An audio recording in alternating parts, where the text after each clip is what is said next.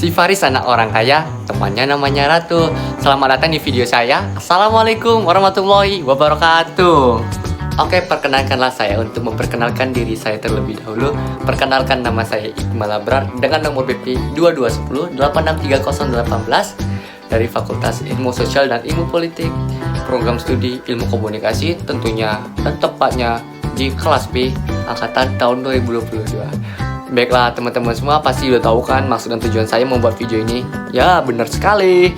Saya akan membahas dan mengulik sedikit tentang kebenaran dan asas-asas pemikiran. Nah, teman-teman semuanya yang menonton video ini pastinya sudah tahu semua kan apa itu kebenaran dan asas-asas pemikiran. Karena apa? Ya karena kita sudah membahas ini pada minggu-minggu yang lalu.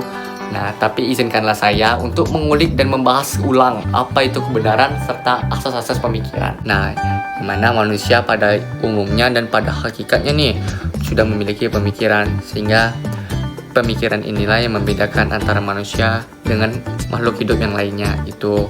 Nah, sebenarnya manusia ini sendiri menggunakan pemikirannya ini selalu untuk mencari pengetahuan dan kebenaran, sehingga manusia selalu haus akan ilmu-ilmu, pengetahuan, dan lain sebagainya. Nah, kebenaran ini sendiri merupakan suatu kesesuaian realita atau kenyataan dengan teori-teori dan pengetahuan yang bisa dibuktikan secara objektif dan bisa diterima oleh banyak orang. Kebenaran ini sendiri memiliki beberapa jenis seperti kebenaran objektif, kebenaran subjektif, kebenaran rasional, kebenaran ilmiah, dan kebenaran religius. Nah, saya akan mulai dari kebenaran objektif terlebih dahulu. Kebenaran objektif itu merupakan kebenaran yang bisa dibuktikan secara nyata, secara realitas, dan ada buktinya. Contohnya saya sendiri, saya merupakan seorang manusia yang mana bisa dilihat. Kalian bisa melihat saya di video ini, saya merupakan seorang manusia. Jika kalian berpikir saya seekor sapi, nah itu patut dipertanyakan apakah akal kalian masih sehat atau tidak gitu. Yang selanjutnya yaitu kebenaran subjektif. Kebenaran subjektif ini sendiri merupakan kebenaran yang dianggap benar oleh sebagian orang dan tidak dianggap benar oleh sebagian orang yang lainnya.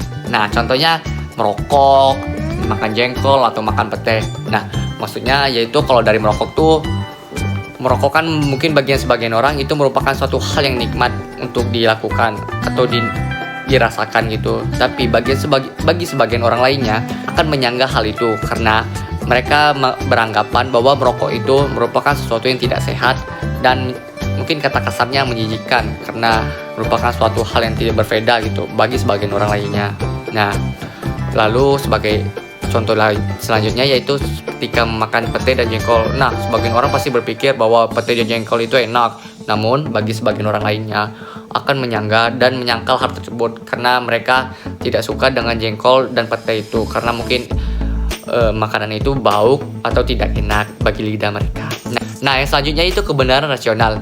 Kebenaran ini merupakan arti dari pikiran atau pertimbangan dari pemikiran yang logis dan menggunakan akal yang sehat, sehingga hasil pemikirannya bisa membawa kepada kebenaran. Nah, contoh dari kebenaran rasional ini ialah ketika HP kalian rusak nih. Nah, pasti kalian langsung berpikir, apa sih yang menjadi penyebab sehingga HP saya rusak ini? Lalu pasti kalian akan langsung berinisiatif untuk memperbaiki handphonenya. Misalnya membawa HP kalian itu tempat servis atau counter-counternya. Nah, yang selanjutnya ya ini kebenaran ilmiah. Nah, kebenaran ini merupakan kebenaran yang melalui berbagai prosedur atau proses penelitian sehingga menghasilkan suatu kebenaran. Contoh dari kebenaran ilmiah ini sendiri ialah bahwa bumi ini bulat, yang mana sebelumnya pasti banyak bermunculan bahwa bumi ini datar, bumi ini bentuk donat dan segala macam. Nah, pada akhirnya banyak para ahli-ahli yang sudah meneliti dan menganalisa bahwa bumi ini bulat gitu, dan sudah ada buktinya. Nah, selanjutnya yaitu kebenaran religius. Nah, kebenaran religius ini merupakan suatu kebenaran yang diyakini dan dipercaya oleh sebagian orang yang memiliki agama tertentu itu, sehingga kebenaran religius ini menghasilkan kebenaran yang berbeda-beda. Kalau misalnya si A dan si B ini memiliki Tuhan yang berbeda gitu. Nah, lalu untuk pembahasan selanjutnya itu tentang asas-asas pemikiran. Nah, tentunya asas pemikiran ini merupakan suatu landasan di dalam berpikir, yang mana asas-asas ini merupakan artinya atau kata lainnya yaitu dari dasar-dasar, sehingga bisa dikatakan bahwa asas-asas pemikiran ini merupakan suatu landasan atau dasar-dasar dalam manusia berpikir gitu. Kebanyakan manusia menggunakan asas-asas pemikiran ini untuk mencapai sebuah pengetahuan atau kebenaran. Nah, di dalam menggunakan asas-asas pemikiran ini atau dasar-dasar pemikiran ini, seorang manusia pastinya selalu akan mencari suatu kebenaran melalui pengetahuan, yang mana pengetahuan ini didapat dari asas-asas pemikiran itu sendiri. Nah, ingat ya, bahwa kebenaran itu pasti akan muncul dari pengetahuan, lalu pengetahuan itu bersumber dari asas-asas pemikiran.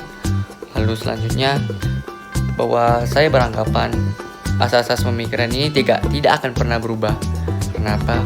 Karena asas-asas pemikiran ini merupakan suatu landasan atau dasar yang semua manusia miliki dan sama dasar-dasarnya, dimana yang selalu berubah itu merupakan kebenaran, karena setiap manusia akan menghasilkan pengetahuan yang berbeda-beda dari asas-asas pemikiran tersebut gitu.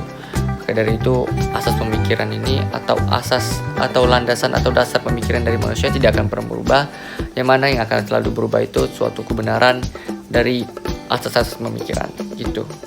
Mungkin hanya itu saja yang bisa saya sampaikan pada video ini. Lebih dan kurangnya mohon maaf. Saya akhiri, wabillahi taufiq wal hidayah. Wassalamualaikum warahmatullahi wabarakatuh.